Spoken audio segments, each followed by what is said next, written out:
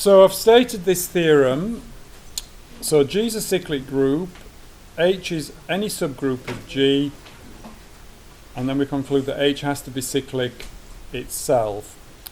And the proof is going to use the division algorithm at one point.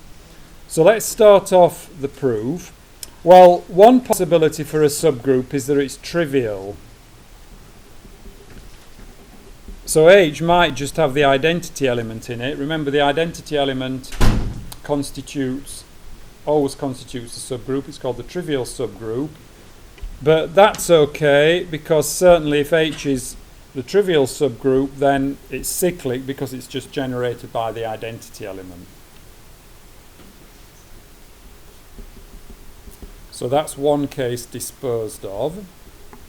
So the interesting case is where H is not trivial. In other words, where there's something else in it other than the identity. Okay, so we just deal with that case first. So if H is trivial, then it's certainly cyclic. So otherwise, there exists, say, X in H with X not equal to the identity. If it's not trivial, there's something else in it. And let's write that as a to the n.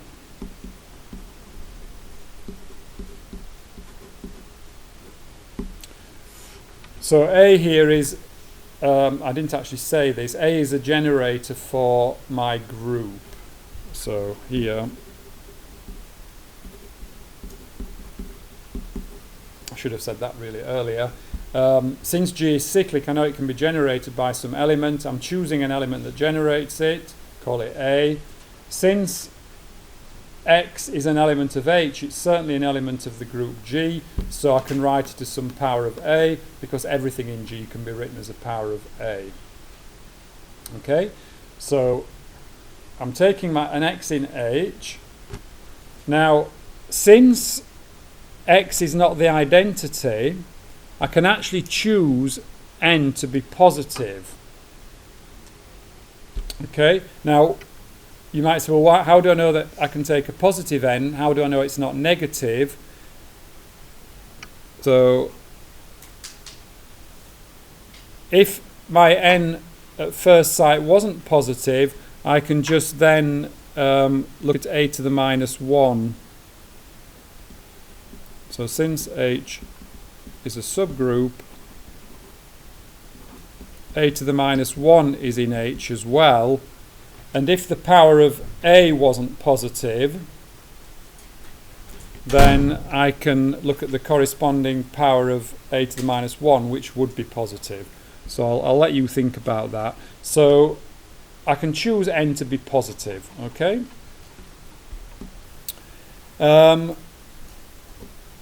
So there is some positive power of A which lives in H. And what I'm going to do now is define M to be the smallest such power of A that lives in H. So I'm going to take M to be the smallest K positive such that A to the K is in H. So I'm going to perhaps just say this again because this is an important step.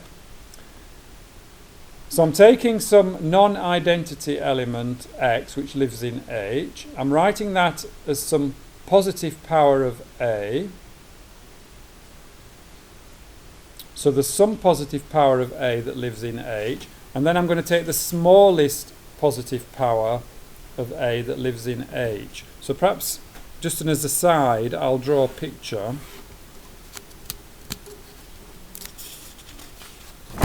So here's G. So this isn't part of the proof. It's just a picture.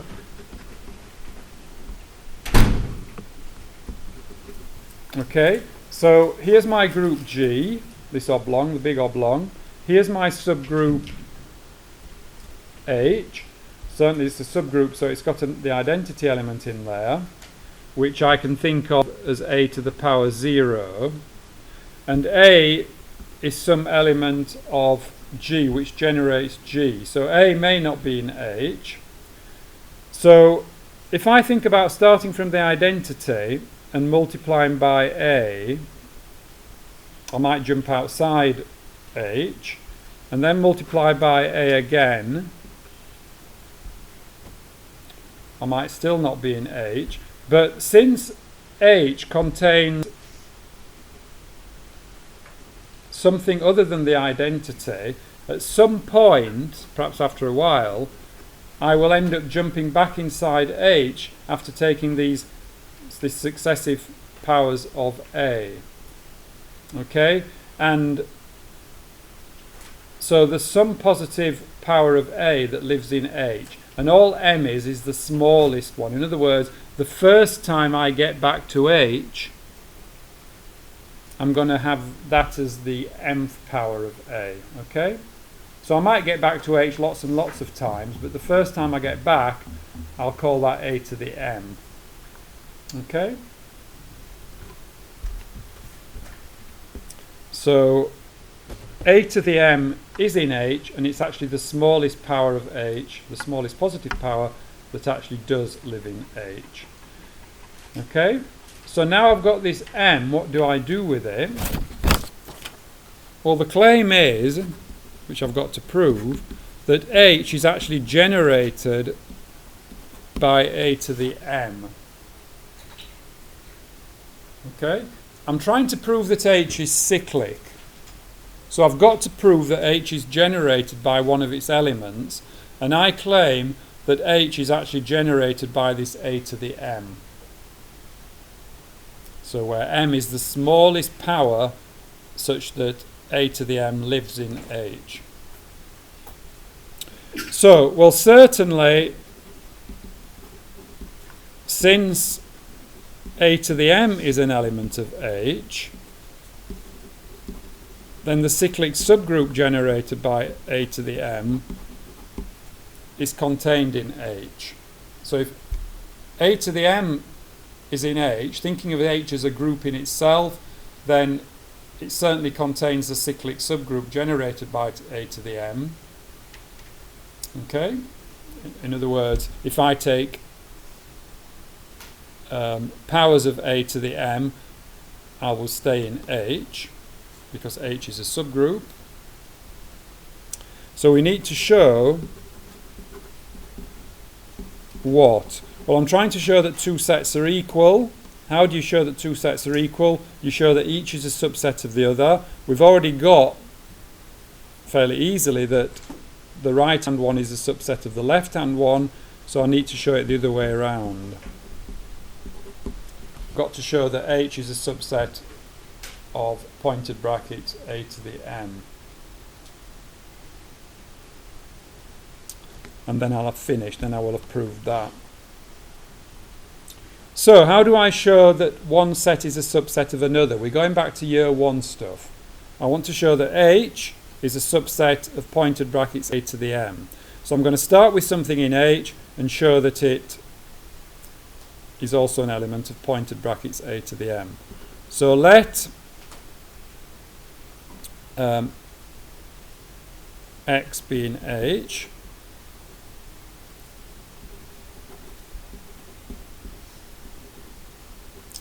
Well, if X is in H, then X is also in big G, so I can write X as some power of A. Okay? So N here is some integer. X is in H, so X is certainly in the big group G, but everything in the big group G is a power of A, so I can write X as a power of A, and I'm calling the power N. And now at this point I'm going to use the division algorithm. I'm going to divide N by M.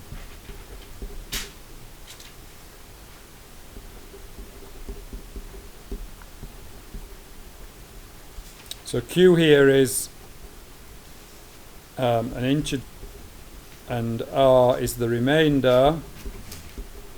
So R is possibly 0, but it's certainly less than M. Okay, so that's by the division algorithm.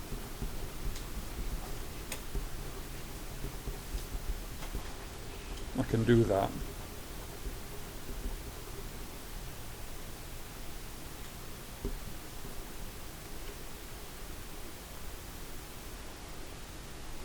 So as I say, this proof is more involved than the proofs we've had so far, and it's at this point that we're using the division algorithm. But just keep an eye on what we're trying to do. I want to show that this x, which a priori was in h, I want to show that the x is actually in pointed brackets a to the m. And to start on that route towards that, I'm going to write down n as mq plus r, where q is the quotient on dividing n by m and r is the remainder. So then we get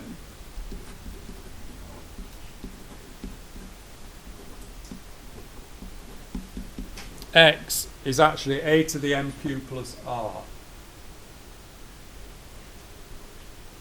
Well, I can use my index laws and write that as a to the mq, a to the r. So that's using index laws. And I can then use another index law on the first one and write this as a to the m, all to the q, a to the r. So I've used two different types of index laws to get there. I mean, these are index laws in the group G, but they're the usual index laws that you know.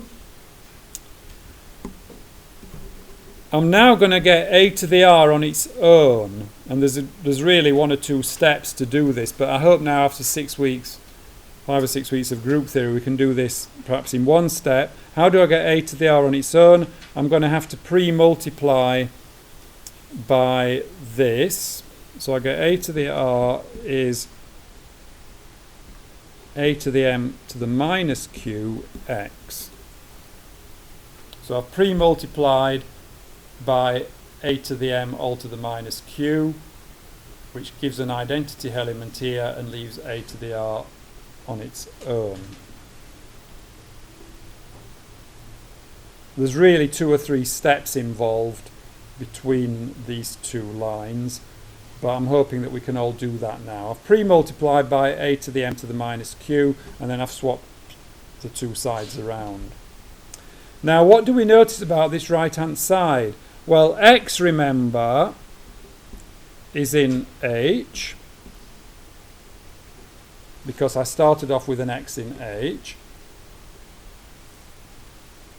What about this? Well, remember, a to the m is in h, so any power of a to the m is also in h. So both factors on the right-hand side are in h for kind of different reasons. X is in h because I started off with taking x in h, and then remember a to the m is in h, it's the smallest power of a that lives in h, so any power of that is also in h because h is a subgroup. But again, because h is a subgroup, if I multiply two elements of h together, I stay in h. So what I've just concluded then is that a to the r is in h. Now remember that r is this remainder on dividing by m. So r is an integer bigger than or equal to 0 and strictly less than m. Now if r wasn't 0, we'd have a positive power of a living in h, with that positive power being less than m. But that can't happen because m is the smallest positive power of a that lives in m. So since m is the smallest positive power of a that is an element of h,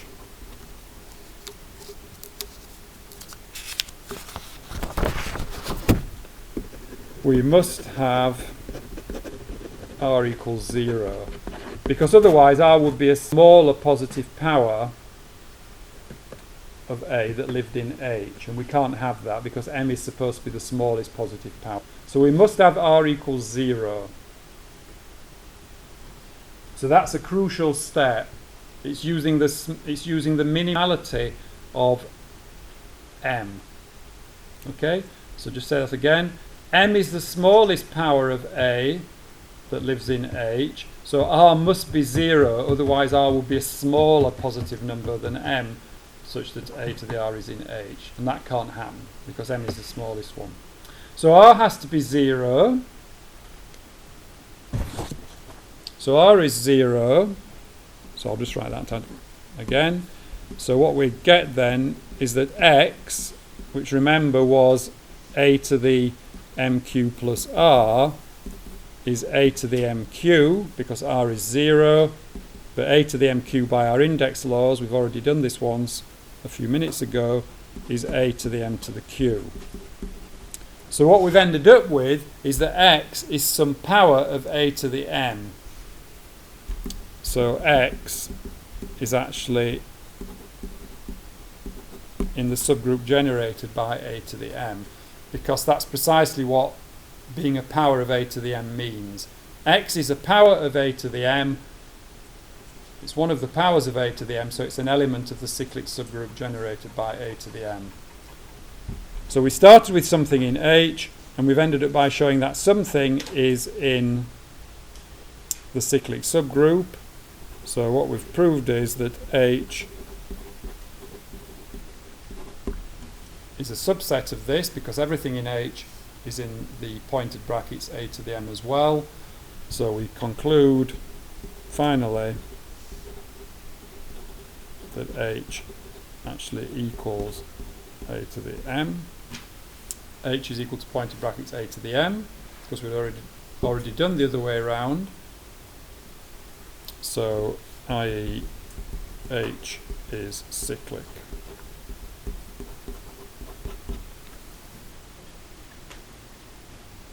So this proof does require your perhaps reading through the version in Fraley, perhaps watching the visualizer video again. I mean, I won't ask you to prove this in an exam, but I think it's a proof that although it's slightly tricky, you should be able to get your head around it, but possibly after 2 or 3 readings through of it. And it's the first time we've used any number theory in the shape of the division algorithm, the first time we've used any number theory in a group theory proof. Okay, and group theory and number theory do overlap quite a lot, especially when you're talking about finite groups. And this is our first example of the situation where number theory has come in. So that's a trickier proof than the ones we've done so far. So every subgroup of a cyclic group is cyclic. That's what we've just proved. And we've done that explicitly by finding a generator. So we probably ought to do some examples. In fact, we've got an immediate important corollary. So remember, a corollary is a result that we get almost immediately from a theorem without doing too much more work.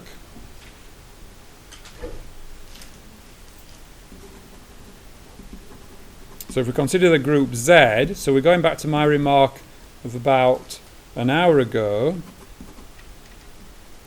So the group of integers under addition, then, and let H be a subset of Z, then H is a subgroup of Z. Well, if and only if what? Let's think about what we can say.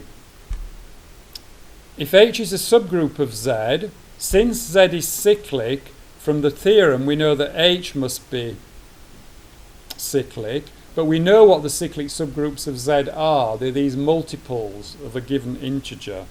So if and only if there exists an integer n such that H is n Z.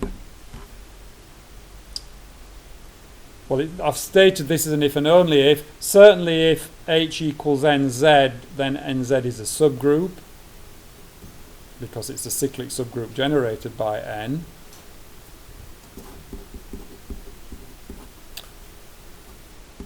But we've just proved that, conversely, if H is a subgroup, then it must be cyclic, so it must be one of these. So this corollary describes all the subgroups of the integers. Any subgroup of the integers looks like all multiples of a given integer. And we could take that to be positive if we wanted. Okay? So that describes all the subgroups of the integers. Well, let's do another example. Well, that was an example, but it was sufficiently important to call a corollary of the theorem because the integers is so important. Let's look at G, say, equals Z6, say. Integers modulo 6. So that's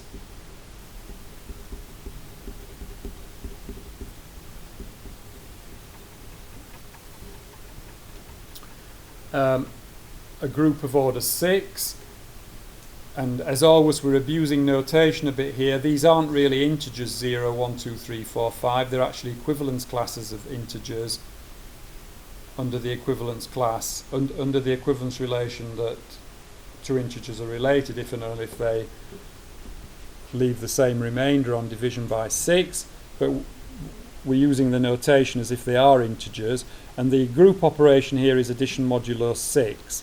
Well, this is actually cyclic, and in fact G is generated by, for instance, 1. We're back to additive notation here, so 0 is 0 times 1, except this is really 1 to the power 0 if we were using multiplicative notation. 1 is 1 times 1, etc.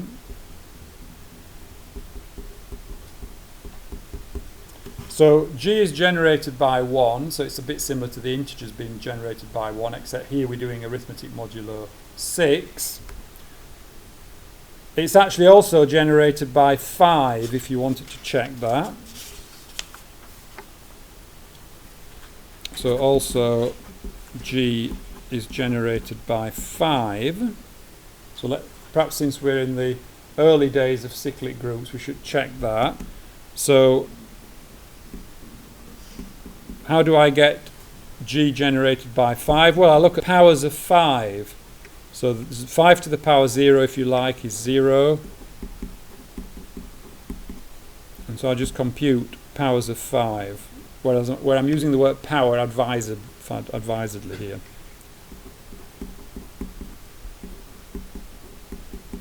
So I'm computing these powers of 5 modulo 6.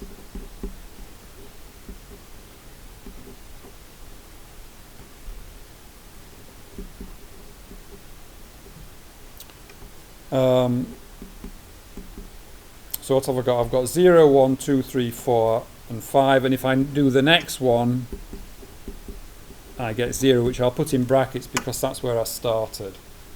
So just to say again, I'm doing the analogue of a to the 0 is the identity, a to the 1 is a, etc. But I'm using additive notation. So although we get them in a different order, but that doesn't matter. We can get the whole of Z6 by using 5 as well if we wanted. Because we've got 0, 1, 2, 3, 4, 5. So in fact Z6 is generated by 1 and it's also generated by 5. In fact we'll see later on that those are the only two generators.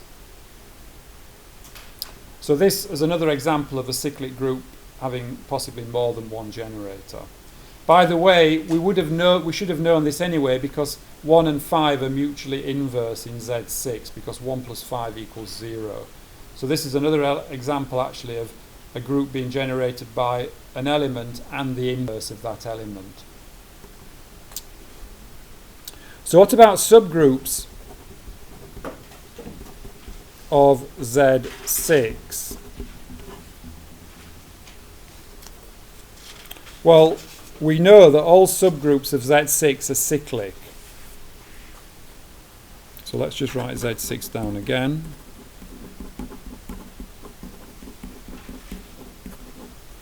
What about subgroups of Z6?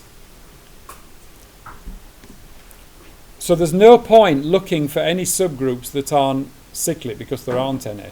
So to get all subgroups, we just have to look at all the cyclic subgroups. So if we started with 0, for instance, well, 0 is the identity element. That just generates the trivial subgroup. That's always the case. So I'm just going to go through all the elements of Z6 and see which subgroups I get. So I get the trivial subgroup. Well, I've already discussed that if I look at 1 and 5, in fact, I generate the whole of Z6. So that's kind of